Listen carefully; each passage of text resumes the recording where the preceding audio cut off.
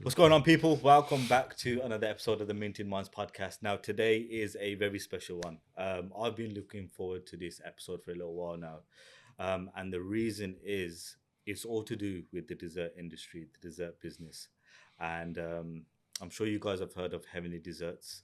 And I am with the owner of Heavenly Desserts, Yousef. Welcome to the podcast. Thank you, Abdhul. Nice to be here. Thanks for allowing me to come down to your headquarters in Derby.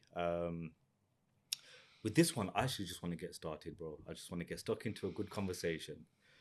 But just for a bit of context for the people that may not have come across you before, you know, Heavenly Desserts is one of those brands that, especially within the South Asian community, I'd say, very well known.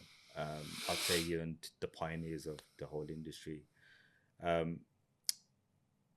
How has your involvement come about? It's been an interesting journey. Yeah. A long journey. The story goes way back to 2008, probably even a little bit before 2008. Okay. So I'm one of a handful of co-founders. So I didn't start the business on my own, or I don't currently operate it on my own or anything like that. So I'm one of a handful of co-founders who originally were involved with the business way back, in its early inception days. Yeah. Present day, I run the business with my current business partner, Imran, who's pretty much an offline guy. Doesn't like to put his face on camera. And it was way back in 2008 when we were coming out of a different business that we had, which I think we'll probably go into a little bit later on. Yeah, of course. And this was during a period in time where the dessert sector there was no dessert sector. And that's interesting. That's interesting because, look, I'll be honest here. I've been a fan of Heavenly Desserts. It inspired me to open my own dessert shop. And we'll talk a little bit about that and how it kind of inspired me. But Heavenly Desserts was one of those things where it was such a new concept to people, but it done so well, which is interesting because I know you said we spoke a little bit offline. And you said you're good at kind of recognizing something that we could bring to market. Opportunities. So what were the early days like? So you said what year did you join Heavenly Desserts? Pretty much soon after its inception. Yeah. And where did the idea come from? Look, so the thing is, the idea originally came from London. Was it Haagen-Dazs? No. So we looked at Haagen. So during that time, Haagen-Dazs was an inspiration for us. All right. Okay. That bit I'm happy to put in. Yeah. Okay. Because we can talk about that. I'll be honest. When I was doing my own research and looking at the menus and stuff, I was looking at yours, Heavenly Desserts. I was thinking, okay, what are they doing? What they're not doing? And then I came across Haagen-Dazs and I was thinking, hold on, they must have taken inspiration from Haagen-Dazs. Yeah. But they've closed down now, haven't they? So Haagen-Dazs had one in the UK, Leicester Square, and we always heard from good source that shop never actually made any money. No way. Although it was super busy. But the story is that Haagen-Dazs one, some people might even remember it, some might even not, right? It was a really prominent location in Leicester Square. Yeah. That was always just a marketing exercise for Haagen-Dazs, apparently. Like a loss leader sort of Loss leader, but it was, Leicester Square is visited by tourists from all around the world. And Haagen-Dazs is a global brand. But in our early days, we certainly took, inspiration from Haagen-Dazs, especially from a branding perspective. And the idea or the inspiration came from London, and probably because what we find is certainly in my experience, is when trends come into the UK, right, they come to London first, usually, right, because it's the capital, right? So whether it's something that's come from the States, something from Europe, the Far East, London is usually the place where it comes into, right? So during this period in time, outside of London, there wasn't like many dessert concepts knocking around. There might have been some independents here or there, which over time remained independents and then probably vanished. But there were a few dotted about in London, and the inspiration really came from there because it was quite clear that this was going to start becoming a trend, because what we became, and probably still are now, but for the mainstream audience in the UK here, or the mainstream customer base, is a socializing spot. And if you reel it way back to 2008, and if you take the story back to Birmingham, and during them days, I think even like the shisha scene wasn't that well developed. Yeah. And if there were some dotted around, there was a certain part of our community that won't socialize in shisha lounges, right? Especially females. I think back then shisha lounges were borderline nightclubish, where the music was so loud that even if you wanted to have a conversation with the person next to you, you couldn't. Yeah, 100%. So we became that socializing spot, especially in Birmingham on Ladypool Road. We were open 7 days a week, 365 days a year, and that's been the theme throughout all of our locations, where we became that socializing spot where if you wanted to go somewhere, get together with friends, girls, boys, families, whatever, celebrate an occasion. We became that joint, which had a lot to do with our success, because during that time, the world of social media wasn't as prolific as it is now. Nowhere near. Yeah, nowhere near. I said this in another conversation that I had a few weeks ago online, that if I take my memory back to that period in time, the only social platforms we had was Twitter. Yeah. And Facebook was just gaining traction. So Facebook used to have that feature where you'd go and check in. Yes. Right, you go in, you check in, and you check in into the venue, and then come up and say Abdhul is at Pizza Hut, for example, and you take a picture. So we never had no marketing budgets at the beginning of our journey, and a lot of our customers just did the marketing for us using that one particular feature, right? Where you'd go, and all you'd see online on feeds is pictures of people who'd come to Heavenlies, taking a picture of their dessert and then checked in, and that really started to help with the.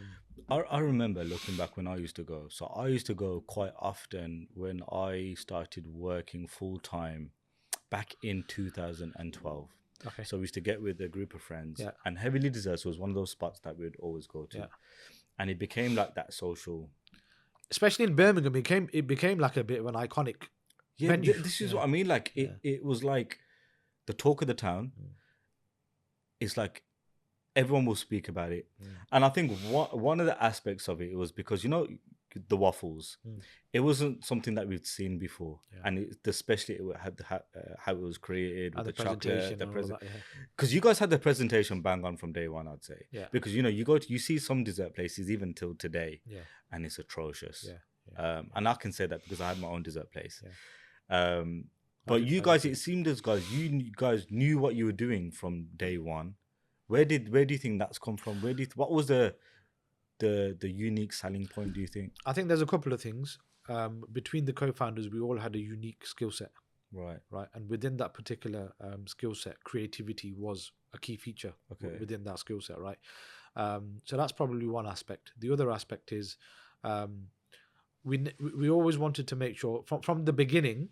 We always wanted to ensure that we weren't cutting any corners, right? Okay. With what we were doing, and we always aspired to be the best, even though during that period in time there wasn't that many people around to compete with. I think it's safe to say you were the first to kind of bring it in especially in our community. I'll be honest with you, like. I don't know. You might know better. We were one of the first. Okay. I think I'm not going to sit here and say we were the first, because actually, technically, factually, I don't know whether we were. Okay. Right. Okay. Like for example, if we talk about like Derby, which was our second location, which opened in 2012, we were one of the earlier ones. But before we opened in Derby, there was definitely one that I can think of. Oh really? Okay. Definitely one, if not two. That were already present and trading, more so in the Asian community part of the city, not because we're in city centre. Right. So, and I think even with Birmingham, we probably might not have been the first. I don't know, is factually. See, I actually thought you guys were the first one to kind of bring it to market. I think it could be probably because we gained traction very quickly. Maybe the reputation probably grew, faster than perhaps compared to some of the other players, but we were certainly one of the first. One of the first, no doubt about that. Yeah, or at least one of the first that then became a national success story. As with anything, when people see an industry, a concept doing well, it's a point of, this is an interesting story actually. I went to your Leicester branch, and And I don't know if you know this, but a couple of doors down from Heavenly Desserts, it's on the London Road, is it? Yes, Yeah. correct. Yeah. A couple of doors down, there was another dessert shop called, I don't know if I should, I'll name it because it closed down now. It's called Tempting Desserts. Yes, they It opened was after us. literally a copy and paste Yeah, yeah, yeah. So, down to yeah, I'll tell you, down to the we'll cover that. interior, Yeah. down to the way the shop was. And I was with someone and I said, what is the point?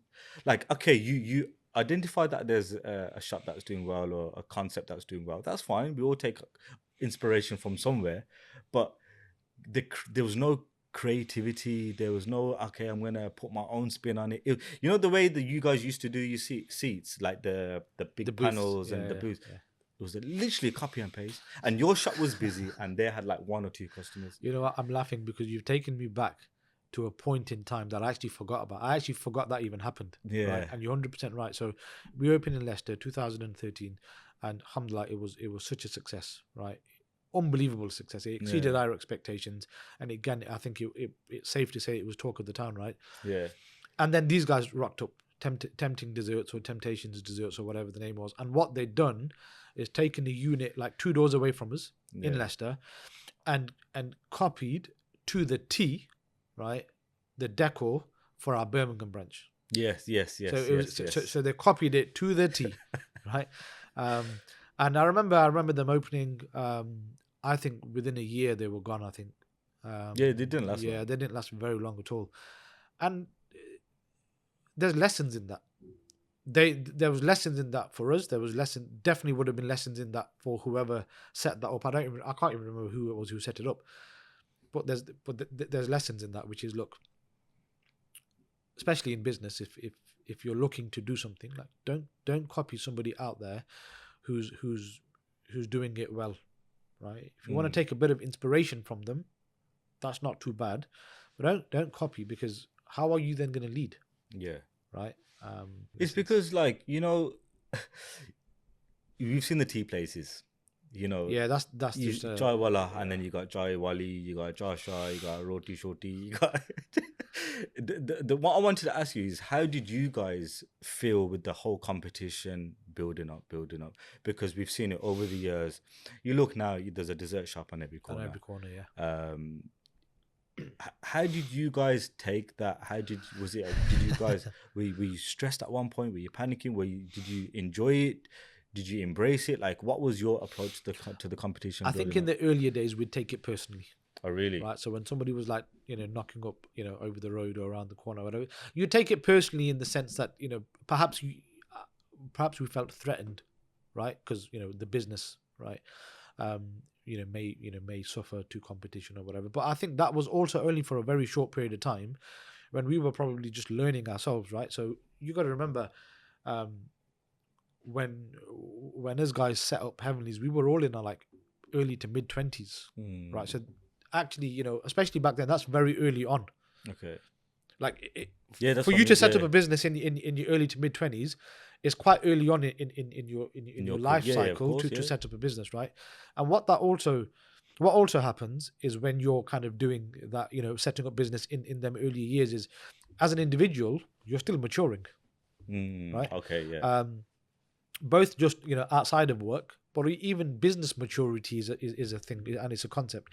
So I think in the early days when competition would rock up, we would take it personally. But when I say we'd take it personally, it would make sure that it would help us to stay on our A game. Yeah. Right. Yeah. So we'd make sure that the service is on point. If there's anybody in the team that's probably lacking with a bit of training, we'd make sure that was ticked off. And I think one thing we've always done well back then, and even now, all throughout our journey. So we've been going, like, I don't know, 15, 16 years, if you do the math, something like that. We always made sure, and still do, that we're focusing on our own business. Okay. Right. So yes, we keep an eye on understanding what's happening in the market, what the competitors are doing, what are they doing well, what they're not doing well. But it's only a very small eye that we keep on the competitors, because we're more focused on making sure we're continuously innovating and implementing the learnings from perhaps some of the things we haven't done right. And competition is good. It's good, definitely. It shows that, one, the demand is there. Yeah. And just like you said, you know, because you were focusing on yourselves, you guys kind of kept on top of your game. And you're 100% right. What competition does is it accelerates creativity in that space, right? So the chai space that you talk about, tea space, very good example, right? Chaiwala were the first guys to do it. They're still the market leaders, and they've done a really great job. But every time they get a competitor, right, it makes them level up their game. Because sometimes you can get complacent. Yeah. And competition is one thing that, I mean, look, I'm sure there's people out there who, in whatever business, field that they're in, when they get competition, they remain complacent because they're probably doing well. But if there's one thing that makes sure that you get off your backsides, is when you get competition in business. And actually, if you view it with a positive lens, it's a good thing that can happen for your business. Yeah. If you were to look back over the years, so if you look back throughout your journey, when did you guys think, yes, we're on to a winner, like this is changing our lives, this is something that I'm going to be doing for the rest of my life, sort of thing? Yeah. Like, was there a moment for you where you thought, okay, you know what, this is the one? Yeah, I think when we opened our Leicester branch, which was 2013, right? Okay. Long time ago. So Birmingham opened 2008. Derby opened in 2012, which was our second branch. Yeah. And Leicester opened in 2013. And Leicester just blew the socks off it. Yeah. Like, it was so busy, like overwhelmingly busy, right? Was it what you expected? No, it exceeded our expectations. We had a feeling when we were going to open in Leicester that this will be good, because Leicester back then and even now still has a really thriving food scene. Right. Okay. Right? Similarly to Birmingham, may even have a little bit of an edge on Birmingham. I would say. You can't be Birmingham.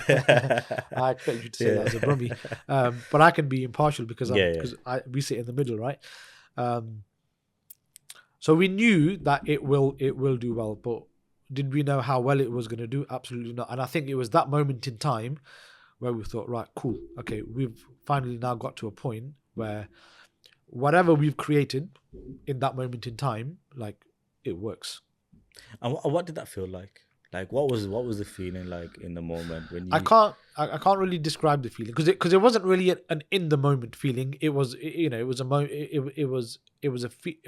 of a realization point. Okay. Right. It was more of a realization, since when we opened that, look, okay, cool. Like, we've cracked the formula here. So whether it's to do with the product, whether it's to do with the decor, or our interior designs, or the service levels, and then the whole experience, like, the realization was, right, okay, we've cracked this now, and we've clearly got some foundations here that we can really build on. Was it just a matter of also understanding, okay, something's working, what is it, and capitalize on it, sort of thing? Yeah, look, we knew the key, what the key components were, and it was the product, i.e., really good quality product. Because I remember going back, when we used to run our own branches, because now we don't have any of our own because we sold them. We sold them. So we're all 100% franchise. Okay. That's now. an interesting. Yeah. So we'll come on to that a little bit later. So we've sold all of our branches back to into our franchise network. But when we used to operate our own, I remember the common thing that we'd say to our teams in the kitchen when they were making the product. So whether that was a coffee or a latte, or whether it was a waffle or a cookie dough or whatever it was, we'd say, if you want whatever you created, if you wouldn't eat that yourself, don't send it out. Okay. Right. If you wouldn't eat it, don't send it out. And it wasn't, at that point wasn't really in relation to the quality per se, because the quality was always, our products were always fresh. It was the presentation. Because we always, and I think over the years we kind of became known for this, was having really good presentation. So we made sure that we had a real focus on that. So we understood the key components, which was the product, the quality of it, the presentation, coupled with the service, because we always ensured that the service was exceeding expectations, and it was like all about hospitality. I remember in Leicester, because when we opened, we originally for a long period of time, I think at least for a couple of years, we had a constant queue. And what we'd do in the winter in the colder months when it was raining, is we'd brought a load of branded umbrellas. Oh wow. So Okay. when customers would be waiting in the queue to come in and it was raining, we'd go out and give them umbrellas, right? Just to make sure we go that extra little mile. Yeah. You know, and I remember even like in the summer, we'd, you know, when there'd be a queue out the door, we'd make like little shots of our like mocktails, and we'd get, you know, the host to go out and give it, you know, to the people, and not everybody would take one, but it was all about making sure we go that extra mile, and these were all the key components in that period, like, you know, like that moment in time, years ago, over 10 years ago. These were things that, you know, a lot of, you know, even general food restaurants weren't even focusing on. Going the extra mile. And this is what I mean. It was quite interesting to see because, you know, again, we're talking about over 10 years ago. The deco, for instance, if we talk about the deco, you guys went above and beyond. You know, you guys, it looked as if you spent quite a bit of money. There was a lot of attention to detail. And it's interesting because you didn't really see that from many other stores or shops in any other industry, especially the food hospitality industry. So what made you think outside the box? You know, it wasn't necessarily thinking outside the box. It's going back to what I said earlier. Was we wanted to make sure, and I think when I say earlier, I think I might have said this offline when we were talking. Right, was we wanted to make sure that with this brand we don't take any shortcuts. Right. Alongside our growth, we wanted to make sure that every facet of our business, every area of it. So whether it was training, product, you know, like I said, you know the I think so. Presentation, right? We wanted to make sure we don't cut any corners, right? So if you take that statement and you apply it to the, you know, what the stores are going to look like, none of us guys were real designers. So what did we do? We made sure that, you know, the stores were designed with the help of an interior designer, where in that period in time, and I keep referring back to that period in time, like a lot of our businesses, especially in the South Asian community, weren't thinking like that. They were like, you know, they were probably focused on making their venues look nice, but they weren't thinking, well, let's go and pay an interior designer, you know, a few £1,000s. It's probably more nowadays, but rates in them days, you know, people weren't thinking like that. 100%. I completely agree with that. I think people were thinking, why am I going to pay someone just to design my store? They take a bit of a design from here, go on Pinterest, take a bit from here, take a bit from there. And you can do that and you can put something together, but are you going to get a cohesive look and feel? Probably not, if you haven't got a really creative eye for design as an individual. So, the fundamental thing there was, and now I think, you know, most places that I see propping up now, I think, they've definitely hired an interior designer, which is the right thing to do. Which is the right thing to do. I think people are definitely upping their levels now. But it's good though. Because ultimately, who wins? The customer. Because they get a good quality experience, whatever. Yeah, I think the standards now are way different. You have to put as much emphasis on what the store looks like, smells like, the lighting, as well as the quality of the food and product. Yeah, but also I think what's catapulted that, which is good and it's positive, is having access to, you know, the world through social media and the internet and whatever else. Because back in them days, you know, social media, like Instagram didn't even exist when we opened our. I mean, I don't know when Instagram was found, but I remember in the Birmingham days, probably even in the early Derby days, 2012 when we opened, like we didn't have Instagram. It was about Facebook. No, Instagram. I think 14 or 15 Instagram. I think that's when it started to become a thing. I think that's when people started to think, going from Facebook over to Instagram. And I think that also helped when people started to take pictures. And I think you mentioned as well, you know, checking in on Facebook was a big thing that helped. That helped with, you know, with marketing for us. And what I was saying was, like, in relation to your comment on venues upping the game now when it comes to their interior designs, like, you know, through your phone you've got access to, you can see what, you know, a 5-star hotel on the other side of the world looks like now. And take inspiration from it, whereas actually we never had access to that level of knowledge back then. So, but it's good. Like I said, ultimately, you know, it raises the game in the industry, and ultimately, it's a completely different world we're living in now, isn't it? It's a completely different world. Okay, so on the flip side of my original question, again, looking back throughout the years, is there a moment that stands out where you thought, this is tough? Again, probably not a specific moment, But I think every business owner, especially in the early part of their life cycle, and early is subjective because early could be could be your first year or your first 5 years, right? But early, right? I think every business owner, or most business owners at least, okay, go through an experience where they just find it really tough because they're on that journey of trying to establish the business. It could be anything, right? Whether whether you've got a gym that you're setting up, or whether you've got a restaurant, or any business, right? So yeah, I think we certainly went through periods. I mean, if I speak for myself as an individual, yeah, I certainly went through a number of periods where I was like, this is tough, man.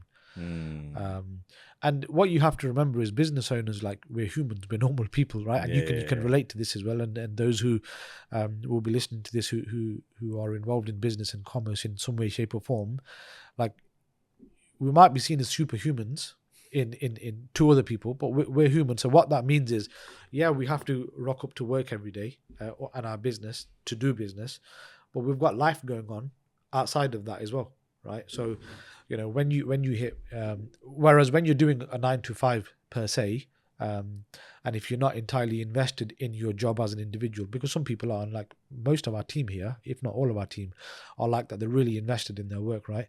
But if you're somebody who isn't as invested in your job, when you walk out the office at 5 o'clock, you don't really have to worry about it until the next day, unless you're in a senior position, right?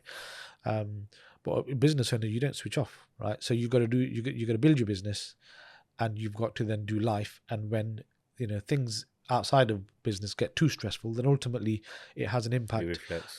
It has an impact on your stress levels almost, right? So yeah, I think that there was probably periods in our earlier days, because look, in our early days, for example, business was really well, but did do really well consistently. But there were times where when we were reinvesting into opening another restaurant and cash flow was tight. So any business owner will understand that cash flow sometimes is one of your your biggest worries, and it keeps you up at night. So yeah, I can't think of any specific moments, because I think fortunately, alhamdulillah, we've been quite good, and there wasn't any specific moments. COVID was a worry. Initially, COVID was a worry, but that was more so like, what the hell is going to happen now? I when think Boris everyone was on the when same. Boris locked us down. So yeah, no specific moment in time, but yeah, I think that there were definitely periods where I was like, this is hard. This is a bit of a personal question. So are you married? Yeah. Were you married when you first started your business journey? So when I was because there's a reason I'm asking this. It's not just because I just want to. no, it's fine. So I'm just trying to think back as to period in time. So when I did my business before Heavenlies, I wasn't.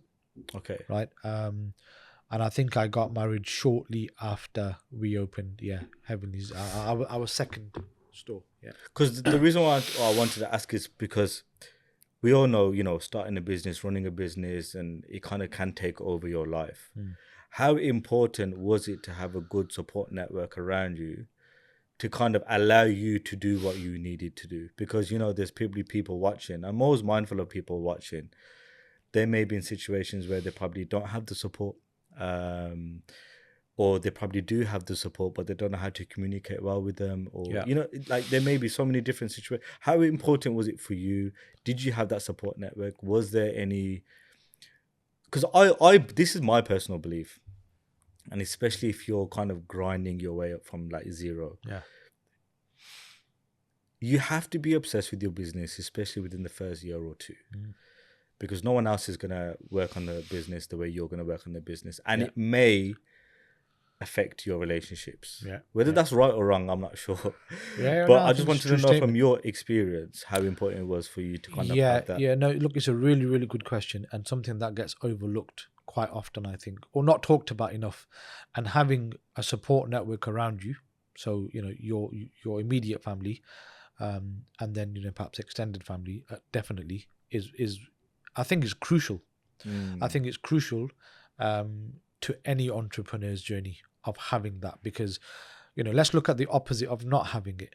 Okay, then there's going to be a degree of stress there, because you're trying to grind hard to build your business, and grinding hard means basically, depending on what you're doing, is putting loads of hours in, right? So you're not putting in 40 hours, you're putting 60, 70 hours a week. And I remember when, we used to, travel outside of, when I used to travel outside of my city to visit all the other, branches that we had, like you spent half of the time on the road, or at least a quarter of your time on the road.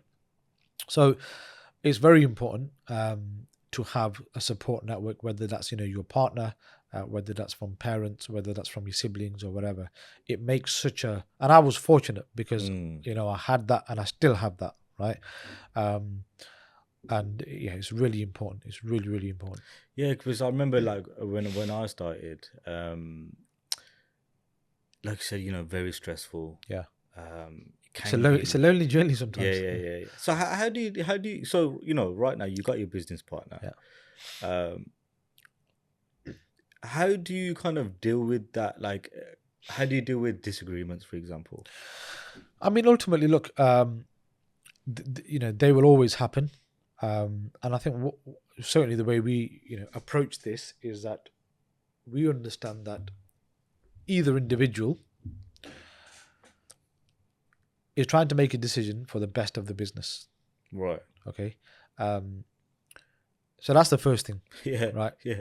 Because unless it's a personal one, then it gets there's tricky. No point bringing. It gets tricky, and there's no need, or there's no there's no basis for it. Mm. So that's the first thing to remember, that when you're having a disagreement, or when I say disagreement, you're not aligned on a particular point. You've got to firstly understand that the other person on the other side, like you, is also bringing forward an idea which they feel is best for the business. And I think if you can remember that, and then if you as long as you remain cordial, in the way you interact, and whatever you're saying is backed up by either some experience or some data, and you keep it factual. It's easy to address the keep matters. Your emotions out of it, type thing. Yeah, you nailed it. Keep your emotions. I always used to compare like having a business partner to like a marriage. Yeah, look, look. I think any relationship, especially a close relationship, they're always tricky to navigate, right? So that could be with a really good friend. It could be with your partner, your wife, or your husband. It could be with your siblings, or anybody. I think any relationship, and a business partnership is one of them relationships as well, because it's a very intimate relationship, isn't it? Right? And the foundations of it have to be strong, and the way you address. Look, when it's all good anyway, right? Yeah. When it's sticky is when you've got to make sure that some of these principles that I've just covered are adhered to when it comes to discussing business matters. It's when things start getting emotional and personal, and then it goes out the window. It can get nasty. Yeah, and I think you hit the nail on the head. Providing you bring the facts and the statistics and to back up what you're trying to say, then you can't really argue. And look, sometimes I think certainly from my experience in a business partnership, if you have an opposing view to your business partner, right, and both of you feel quite strongly about how to go about this particular matter, and both of you feel you're right, sometimes one person has to concede. Or you can scrap it out. Yeah, well, no, don't scrap it out if you want to end the relationship. But sometimes one person has to, and that's what is called give and take and compromise. Okay. Right, you take this one, I'll take the next one. Yeah, but I hear that. I hear Do you know what I mean? Yeah, 100%. Compromise is important. Yeah, and I think that becomes. I think you get that over the maturity, like you said, as you're developing as a person, you're developing as a businessman. Your business acumen is growing. You're always learning. Do you know what I mean? No one always has the answer. And you said the keyword maturity. Yeah. It plays a big part. 100%. There's we spoke about having the right people around you when it comes to family and friends. What about staff? Having the right staff. How important is that? And how do you keep them happy? How do you keep them motivated? So, look, I'm of the belief that if you don't have the right people in your team, from a staff perspective, you can't achieve the objectives that or the vision for your business. Right? Sorry, before you carry on, I want to ask you a question. If your staff, we were here on a Sunday, we were at the HQ, so unfortunately there's no staff for me to ask. But if I was to ask a member of your staff, and I know they're going to be watching this as well. So if I was to ask some of the members of the staff, what are you like as a boss? What do you think they'd say? It's a good question. I think hopefully they'll all say positive things for a start. I think certainly they'll say he doesn't micromanage, Okay. because Okay. I don't believe in that style of leadership. I think they'll say that his expectations are relatively clear, or he makes his expectations clear, of what I expect of the team. I'd like to think they'll say that I listen, and take their take their views into account, because at the end of the day, look, we've got several departments here, right, Okay. within the business, 5 or 6, probably 7 departments in here, key departments. And if I use one of them as an example, like our compliance department, we've got somebody here who's head of compliance. Like, he knows what he's doing, right? He's really good at his job. So if I'm going to now rock up and try to teach him how to do his job, right, why is he even there for, right? So coming back to your question, yeah, I think they'll think. I'd like to think they'll say, yeah, a couple of these things. Don't micromanage. I listen, and like to think I've got a empathetic leadership style. So you're not one of those bosses that are hovering over the shoulder and be like, what I don't believe in that. I believe in hire good people with the right level of experience, make the expectation clear, okay, and let them get on with the job, which is what we've relatively done with the team here, which is what contributes to we've had quite a low turnover within the head office here. Okay. Because I like to create an environment here where everybody looks forward to coming to work. I mean, look, ultimately, there's probably a lot of people who don't look forward to coming to work because it's work, right? And it's nature. But I guess what I'm trying to say is, I've always liked to create a culture where people don't dread coming to work. Is what I'm trying to say. Yeah. And in terms of keeping people happy, I mean, the first thing is you can't keep everybody happy, right? But you have to strive, and you have to serve your staff. You have to look. It's all about leadership styles as well, for a start, right? Okay. Everybody has different leadership styles. Toxic management doesn't work. Motivating your team with fear of failure doesn't work, right? It might work, but what it will do in turn is it will create a toxic environment, right, within the workplace. But I believe, in the opposite. So, hire good people, make the job clear, and provide them with the support. And if they go wrong, like, okay, you got to have some leeway, right? If they don't make the right decision or they make a poor judgment, there's got to be a degree of leeway around. And the most important thing is supporting them to ensuring that doesn't happen again, I guess, almost. And also, providing feedback. I think over the years, because you're just so busy in your own role day to day, it becomes difficult, or it doesn't become difficult, but it drops off your radar to provide feedback. So I try to make it a mission as much as possible, is to let people know in here that, what, well done on that, you've done a really good job, or that was a difficult task and well done the way you've handled it. Because most of the time, more than a pay rise, whilst pay rises are important, people want to be appreciated, and they want to be heard, and they want to be valued. And as leaders, we will only cultivate that type of environment if we listen. And I think the leaders that listen to their teams more than the leaders who talk to their teams to micromanage and tell them what to do, is the first type of leader is the one who basically gets gets the best value, in my opinion. So as the guy that's on top, what is your day to day? What does your day to day look like right now? So I mean, I spend most meetings. I spend most of my time here. I don't really get time to go out. My business partner works from home because of the side of the business that he looks after. Which is predominantly, site search, getting sites for our franchisees, the construction side, for example, the legal, all of that stuff, recruiting of franchisees. It allows him to work from home because he doesn't necessarily need to be here, because most of his team are external. Whereas with me, it's very different. So I'm based here, and obviously I'm from Derby as well. And all of the team that are reporting to me are like head office based. So I don't get to go out of here much, or as much as I'd like to. Monday is very structured. So Monday is, all the departments that report into me, is basically structured meetings, understanding beginning of the week, touching base on what's happened the week before, talking about, whatever we've got coming up, any challenges, what's happening with various projects. So most of Monday and Tuesday is spent me just checking in with a lot of our department heads in here. Just kind of getting an update and everything. Getting an update, understanding, if there is anything they need from me from a support perspective this week, and blah, blah, blah. The rest of the week is then a mixed bag of, meetings. That could be external meetings because, we've always got projects going on, right? So whether it's internal meetings, external meetings with service providers, supply chain, and then, of course, working with, the team as well on. What would you say is like the most enjoyable thing? What keeps you driven then at this point? Because, alhamdulillah, the business is doing well from what we can see. And what keeps you going? What keeps you driven? What makes you come to the office? Look, I think ambition is probably one of the drivers because we are an ambitious bunch.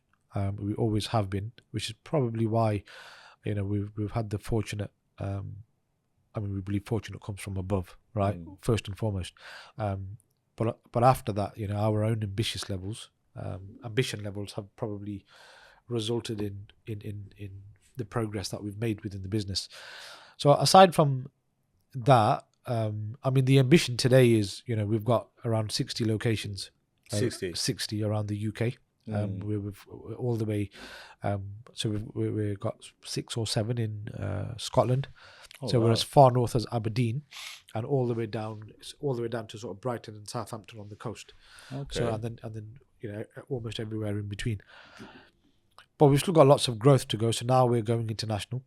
Yes. So that's a driver. Whilst we've achieved whatever we have achieved, and we're really grateful for that, we feel like we haven't achieved enough yet. And again, that links back into ambition. So that's probably one thing. I think for me personally, I work with a great set of people. I enjoy working with every single person within the business. You spoke about international. Have you guys opened anywhere in international stores? Yeah. So we've got one location trading in Canada. Okay. Which was our first international location. We've got a second one in fit out at the moment. And then after that, we've got, I think, 7 or 8 at various different stages of like lease completion. Some are going into construction. And then we've got more people waiting to find sites in Canada. So I think Canada will be our next growth market. We are just about any day about to go into construction on a site in a brand new shopping center in Lahore. Oh wow! In Pakistan. Wow. So inshallah, that will be our third market. We're looking for sites in Germany because we've got a partner there. India is we've got some activity happening there. Yeah, we've got some activity happening there. And then the Middle East is on our radar as well. I'm just interested, like, what's been probably the difficult? So you've got one opening in Canada. How's that doing? Is it doing better than you'd expected? Yeah, look. For any brand, when you go international, your first one is always a testing. I can imagine can be quite scary in that sense. Like, it just depends. Imagine if it doesn't do as well as you'd expected. Well, that's what they call risk, isn't it, in business? Yeah, do you know what I mean? And then how scary it is linked to how brave you are. Yeah, I suppose. Yeah. Or how courageous you are, right? So. Your first one is always a testing ground. So Canada's been good for us. Our first one's been a really good testing ground for us. We didn't change much when we went over, i.e. like the brand. What about the menu? Yeah, we didn't change the menu much. To be fair, we kept the same menu because our research earlier on, before we opened, we found that although Canada's very close to the States, it does have its own culture, and it's very similar to European culture. All right, okay. So we said, look, rather than trying to, guesswork changes, let's go over, let's land the brand in Canada as it is in the UK in its most authentic form. Okay. And then we'll gather data, we'll get feedback, and we'll understand what are the subtle changes that we need to make. And actually, the changes we've made up until today have only been really subtle. So, for example, some really good ones are, the initial feedback that we got was that their products weren't sweet enough. Wow. But that makes sense because if you look at it, the States is known for, high sugar content. Yeah. Right? It's a very fast food orientated market. And when it comes to all, sugar, the high content of sugar and everything. So whilst Canada isn't the States, it's very close to it. So certain parts of culture and taste palette do translate between the two countries. So a lot of the feedback was it wasn't sweet enough. So then we had to make some adaptations to some of our recipes for the Canadian market. So that was a really interesting learning. Portion size was another one. Again, we didn't adapt any portion sizes. Oh, really? Yeah, in the beginning we didn't adapt any Okay. portion sizes, but some of the feedback that we got was that the portion sizes could be bigger. So we did some work on that. Yeah. But so we were quite fortunate where we didn't have to spin the brand on its head Okay. in order to make changes to enter that market. And we kind of had an idea that that would be the case because desserts is quite a universal. It's quite a universal product, right? And it can translate well into different markets. So yeah, it's going to be interesting. Pakistan is going to be the same. We've going to wait and see how. When I say wait and see, we're very confident that's going to do really well. But in terms of like the adaptations, yeah. So that's the plans. In terms of that's what keeps me driven, and that's where we're at from an international point of view as well.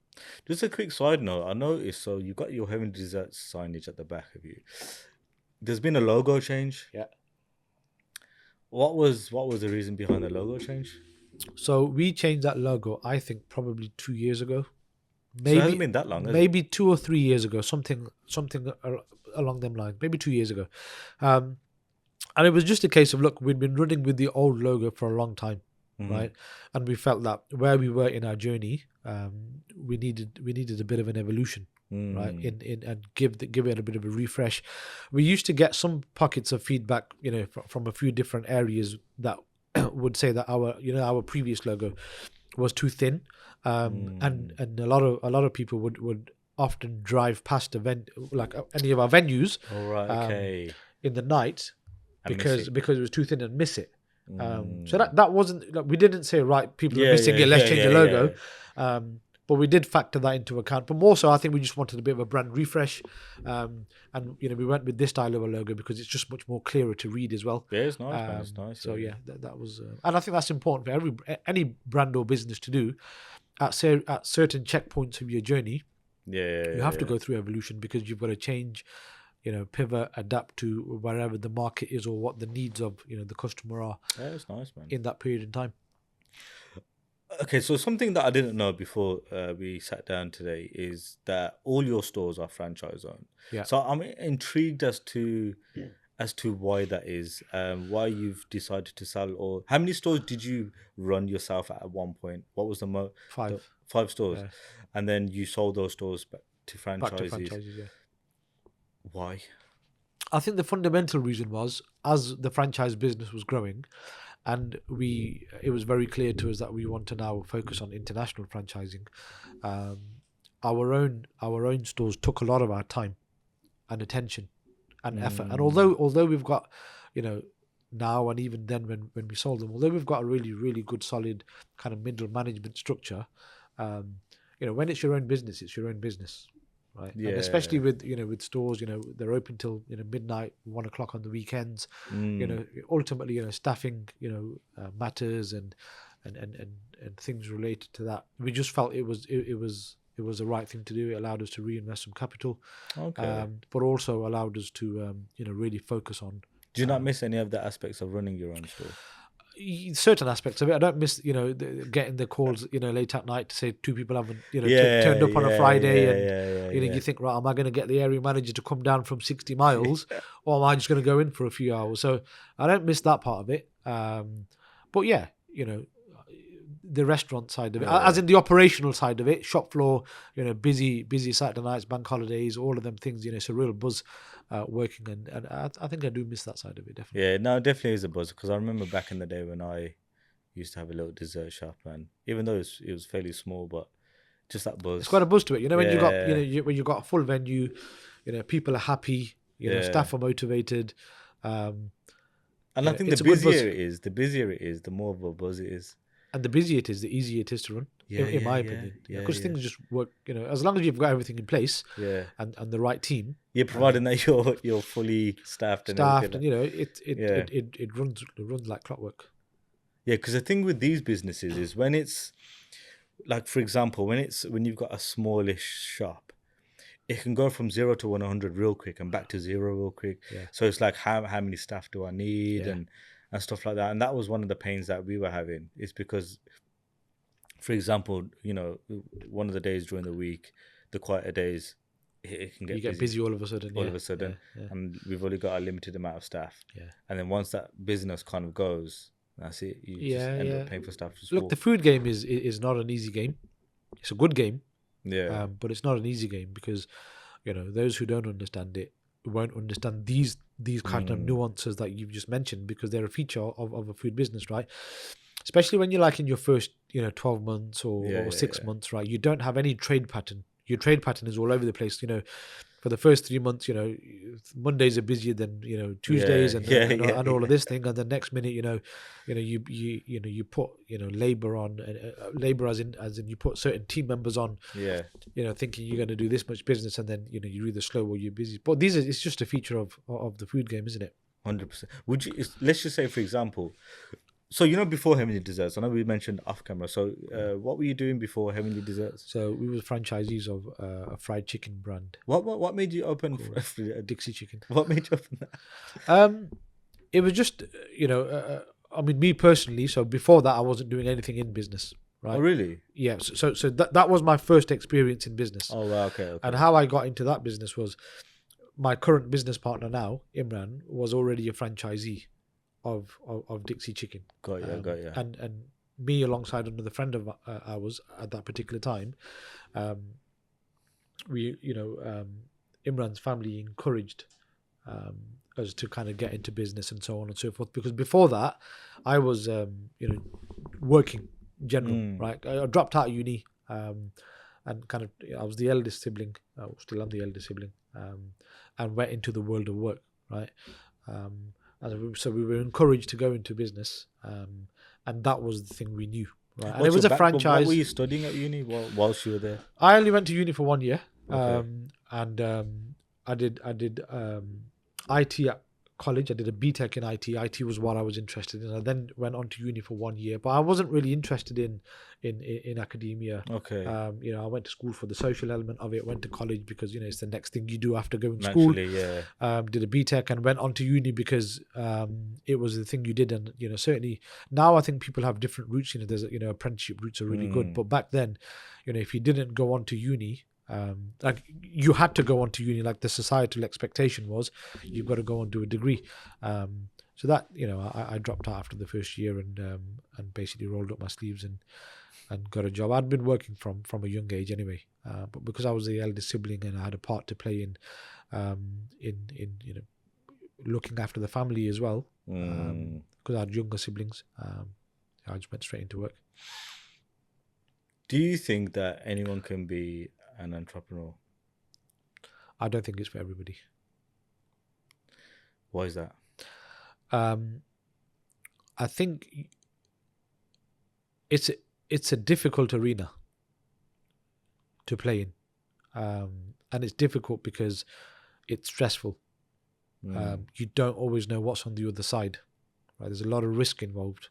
Depending on what kind of business you're in, most businesses, you're creating jobs, and you're responsible for jobs of other people, and you're kind of almost responsible for livelihoods of other people. And the reason I say that is because it's a big responsibility to shoulder, right? Especially now that can be applied to somebody who's got, if we talk about it in the context of food, somebody who's got one restaurant who's got 5, 10, 15 staff, or perhaps an enterprise like ours that's multi-layered. Like the responsibility is multi-layered. So we're here at head office. We've got teams in here, people who work in here, who rely, who pay their bills and mortgage from here. And then we're a franchise model. So we then shoulder the responsibility of ensuring that we're doing everything we can to ensure that our franchise partners are successful. I think if you across our network, there's probably more than 1,000 employees. Wow. Right.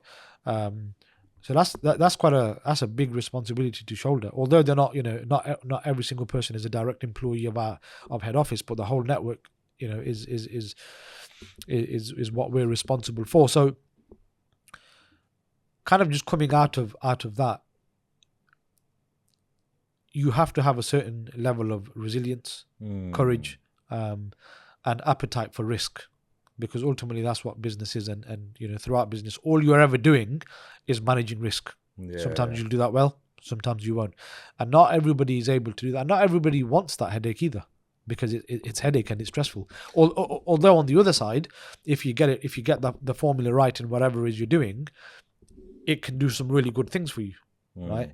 But yeah, I don't think it is for everyone, and I think it's because you have to possess a certain, as a person and as an individual, you've got to have a certain DNA, of grit and resilience, and probably even discipline, I would say. But look, I think there are probably people out there that have got entrepreneurship in them, but don't want the headache. Which is fair. Yeah, it's each to their own, isn't it? It's what you enjoy. I now couldn't do anything different, because for however long I've been doing this, and I enjoy it as well, despite all the greys. I didn't have all of these greys at the beginning of the journey, for sure. Despite the greys, despite the difficult moments, I still enjoy it. Did you always know that you wanted to be in business? Was that always some? Oh no, it wasn't. No. So, I think I mentioned this on another podcast that I did recently, was that so within my family, like immediate and extended, I'm the first individual who has got out and done business and done relatively well with a particular business. I have an uncle who's always had a car repair garage, has done well from it, but it's just like him, and he's got that business, and he's just kind of run that as a modest business. So the reason I mentioned that is like I don't come from like an entrepreneurial family that's multi-layered generation or anything like that, and that's okay, because everybody has to start somewhere. And the reason I mentioned that is because of that, like there was no encouragement from anybody to go into business. So whether my uncles or whatever else have you, for everybody was just doing what they know, and just they were working right in jobs. So and I certainly didn't have a dream of and I know some people have stories where they have these dreams and they wanted to know that they always knew they wanted to be in business, but I didn't come from that background. So what did you envision your life to be? Just again 9 to 5? The general grind, the general grind, which was go to college, go to uni. In my case, didn't go to uni, but then work, get a mortgage, buy a house, have a family, and that perpetuating cycle that actually now more and more people very clearly want to break out of. The rat race. The rat race. Yeah, that was probably what I envisaged it to be. But I guess we have our own plans, and Allah has different plans. Allah's the best of planners. I'm just intrigued to see, like, so with the success that you've received and achieved with Heavenly Desserts, how has your family kind of reacted or taken it, like seeing that their son has managed to build a successful business, mashallah? I mean, look, I'm fortunate because I come from quite a grounded family, and where before, and even now to a degree, like wealth isn't the main thing. Okay. Right. And I'm fortunate because my family have always remained that way, and that rubs off on you, right? So despite the fact that our business has done really well, having grounded people around you, especially in your family, it helps to keep you grounded. Now, sometimes, you as individuals, you will veer off and you'll go off the track here and there a little bit, especially, as you're going through the years of maturity. But I think, I'd like to think, they're proud of what I've done. We always can learn from our mistakes as well, right?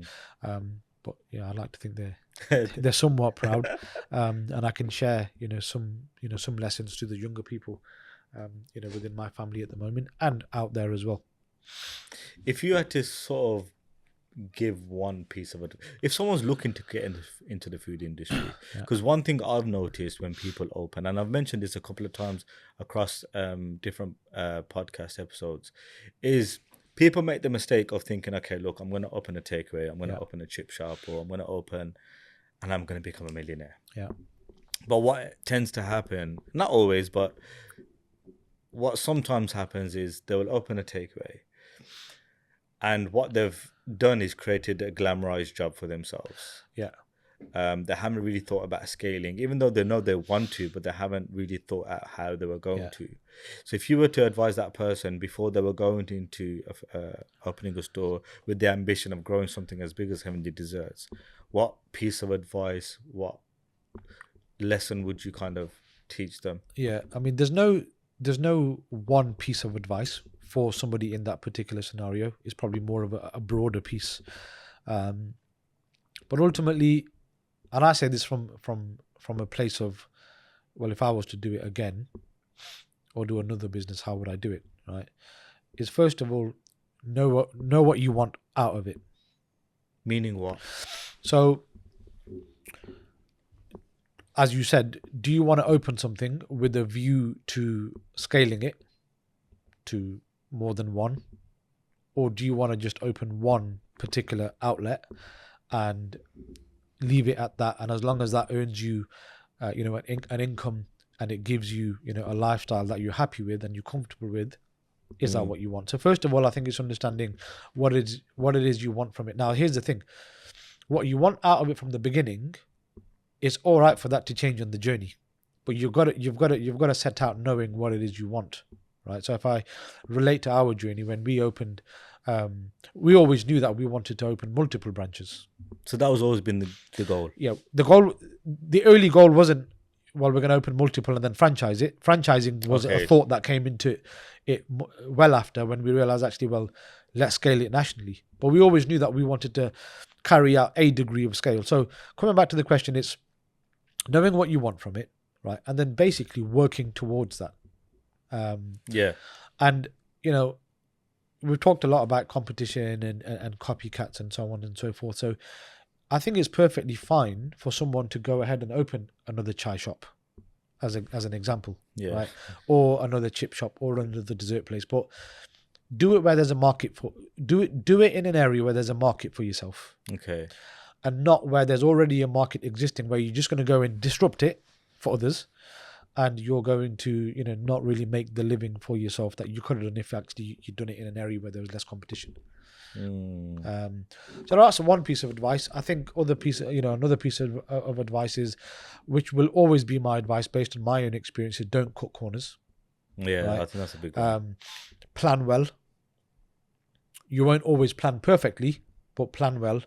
Don't cut corners in whatever you do. So, again, in the context of a food business, whether it's planning your menu, whether it's your decor, don't cut corners everywhere, because in some way, shape or form, the corner you've cut will come back and it'll be a disadvantage. Yeah. For you. It'll always come back to you and Yeah, bite you in the ass. in some way, shape or form. Another piece of advice is, don't expect it to be a smooth ride, That's a big one. because it never is a smooth ride, which is why business isn't for everybody. That's a very big one. Yeah. So ultimately, look, have a plan and work to it. That plan will need to adapt, because unforeseen things will happen, and that statement in itself, i.e., unforeseen things, so many variables could be included within. But you know what plays a big part in that? I think people have a distorted vision of what they think business is like, owning a business. I think it's from social media, because I think it hasn't helped. People are showing this kind of, they're making it out like it's easy.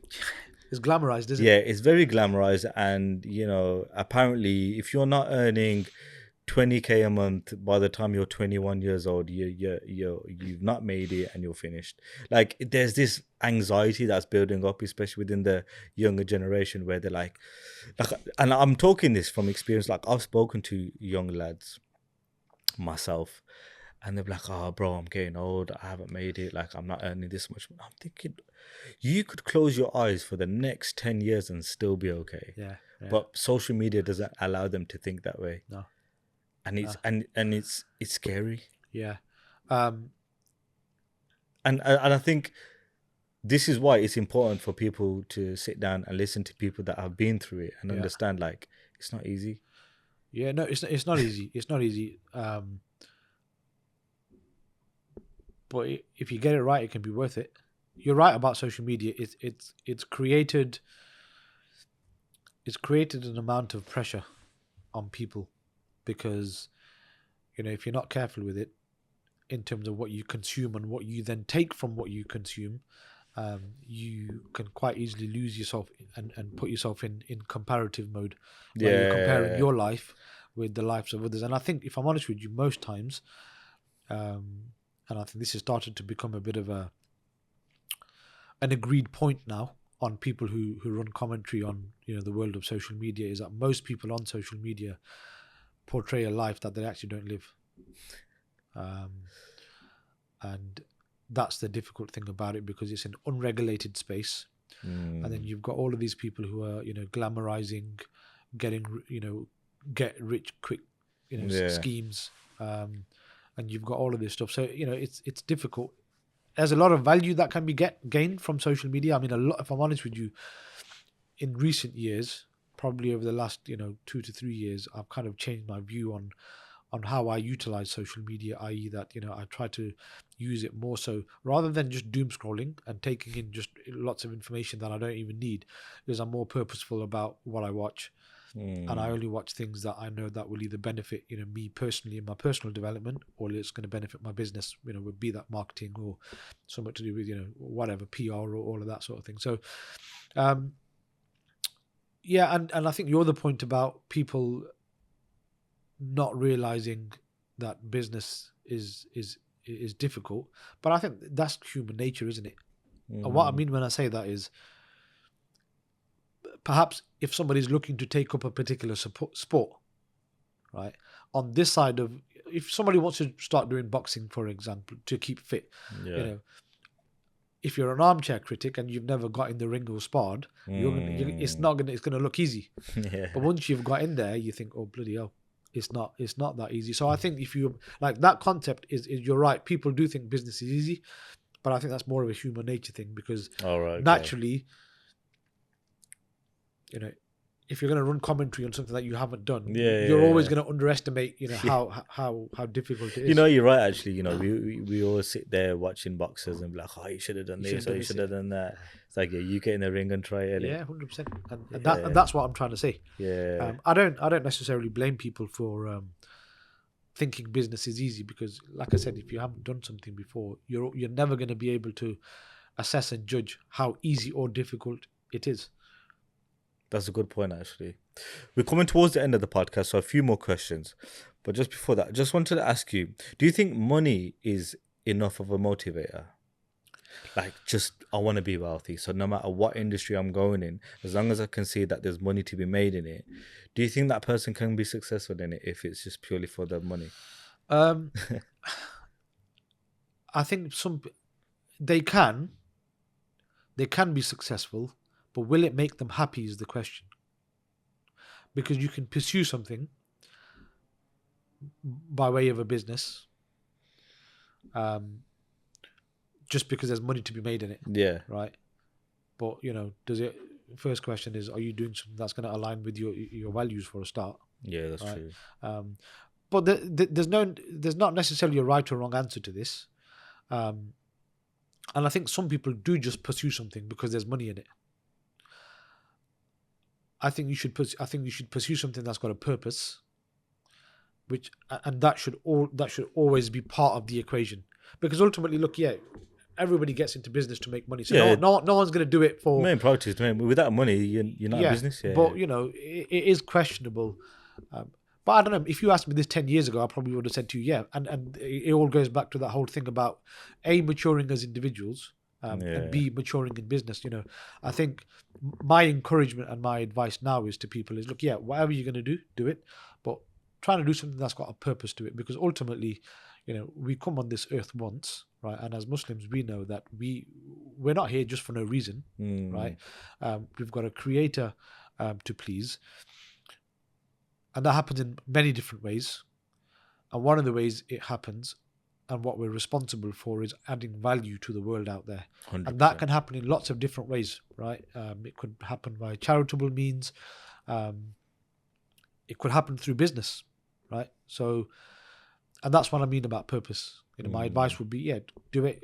Ultimately, you go into business to make money, make a profit. But if you can do a business that's got a purpose to it, and the higher the purpose and the more value that business through its purpose is delivered to the world, then it'll probably feel better. That journey will feel better. Yeah, I think that's a good point. You know, as long as it feels good, Yeah. you know what you're doing, because there might be some questionable things that you may end up wanting to do because you can see there's a certain amount of money to be made. Look, even in legitimate businesses, there are probably things that you can do that are questionable to make more money. So you know, this statement doesn't just apply to making sure you do something that's legitimate, or in line with your faith values. Yeah, It's also making sure that when you are operating legitimate businesses, you're behaving in a fashion, ethics. Yeah. Okay, so heavily dessert. So am I right in saying have you guys introduced food in your menus Recently? Yes. Yeah. So we introduced a brunch menu. And how's that been going? Because obviously you guys have been known for primarily being a dessert restaurant. Yeah. What's been that feedback then? Like, is it something that you guys are gonna explore more? Is expand on? Yeah, I think it comes back to we talked about earlier about businesses needing to evolve with time. So we've actually had it's been a long time since we've had feedback, from customers and even our franchise partners to say, look, let's we should have a savory element as part of the business as well. And we've kind of always stuck to our guns to say, look, no, we're renowned for desserts and we want to remain renowned for desserts. And the introduction of savory and brunch doesn't mean that we're now going to pivot in a different direction, but it's more of an addition to our menu. In response to just a rising demand. I mean, the whole brunch thing is quite a fashion at the moment. Yeah, but that's a growing trend. It's a bit of a culture, it's a trend, but I think it's a trend that will remain.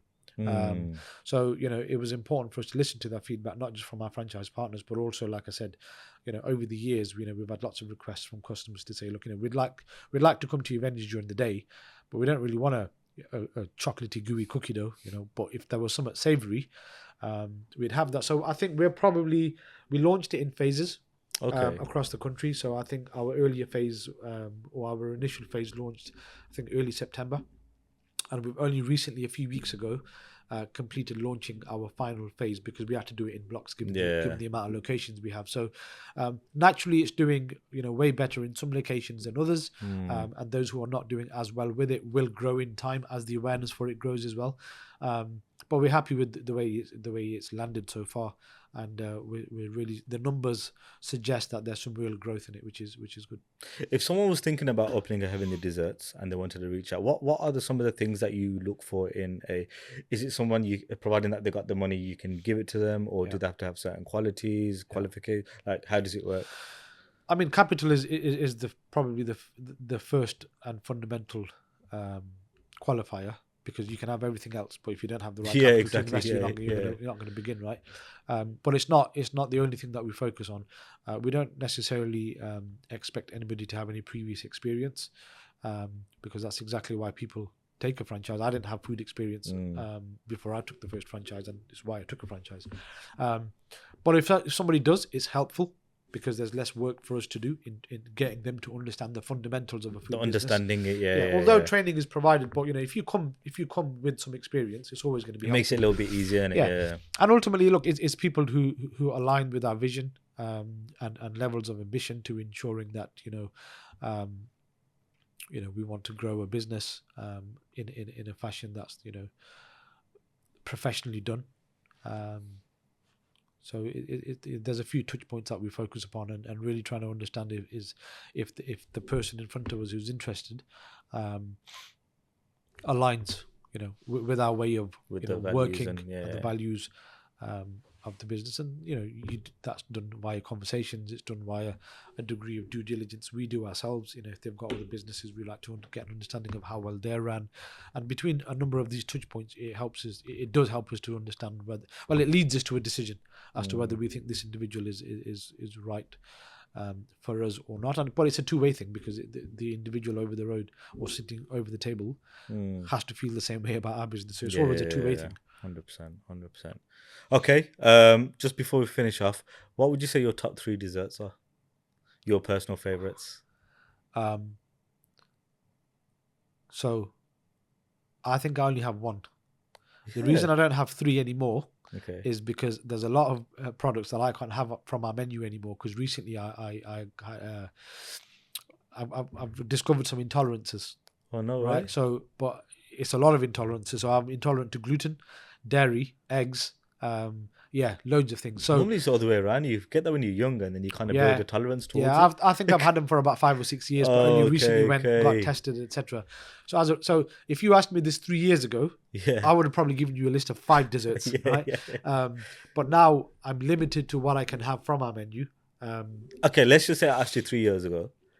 What were your top 3? Cookie dough, milk chocolate cookie dough. It's a staple. It's a That's mine. favorite. Yeah, Yeah, it's a I'm just- favorite. yeah, It goes down well any day of the week. Saffron milk cake from Heavenly Desserts is definitely ranked up there as well. And I'm a crepe person as well. yeah. Yeah, I'm more of a crepe person than I'm a waffle person. So I love what she's having in a crepe. In a crepe. Is would probably be my third one. Just a bit of a cheeky question. Have you ever do you ever randomly just go to another dessert shop? Just let's just say you're just driving down the road, just to kind of, just to a little cheeky little. Never. No. Would you feel like you're cheating on yourself? Probably. Or if someone's seen me in a different dessert shop? Probably not even that. Probably not even cheating. I mean, I am a dessert person. I'm a sweet person, and if I'm ever going to have one, it's always going to be from Heavenly Desserts. Fair. And I guess the only motivation somebody would have for going into a competitor would be to try their product. Yeah. But we're not that interested, and I say that in the most humblest of ways, right? Because we're just focused on making sure what we put on our menu is super duper high quality. Right. So that's what we're focused on. Yeah, we always keep a digital eye. And I say eye as in just one eye. I think that's natural in it for any business in any space. industry. Yeah, right? You got to understand what you'd be silly not to, if anything. Yeah. But it's always one eye, and it's not all the time either. At various checkpoints, we just check in, right, what's happening in the sector. But we're fortunate enough where we know exactly what works from a product perspective, and we know what quality we want to serve, right? So it means we don't have to go to any of our competitors, and I have done in the past over the years. I've been into various. I won't name any, but I have. But it's not a regular activity. It's not something that's on the. That's fair. I rather not have anything than than go into a competitor. But that's only because I like high quality. I don't. I don't. You're not just saying because you have. I don't see that actually, in any arrogant fashion. I'm synonymous. Sorry, I'm used to our level of quality, and that's the benchmark. Fair play. I've noticed so recently you've been way more active on social media. You've started to create a bit of content, sharing advice. If people wanted to follow you, reach out to you, what would be the best way for them to do that? I'm fairly active on LinkedIn, so anybody from the business community that may want to talk about anything, whether it's advice, inquiries about franchising or whatever else, you can get me on LinkedIn. And other than that, I'm pretty active on Instagram as well. So anybody who wants to reach out there can do so too. Wicked. Yousef, thank you very much for your time today. It's been a pleasure. Guys, if you've got any questions, make sure you leave it in the comment below. But up until the next one, we'll see you again.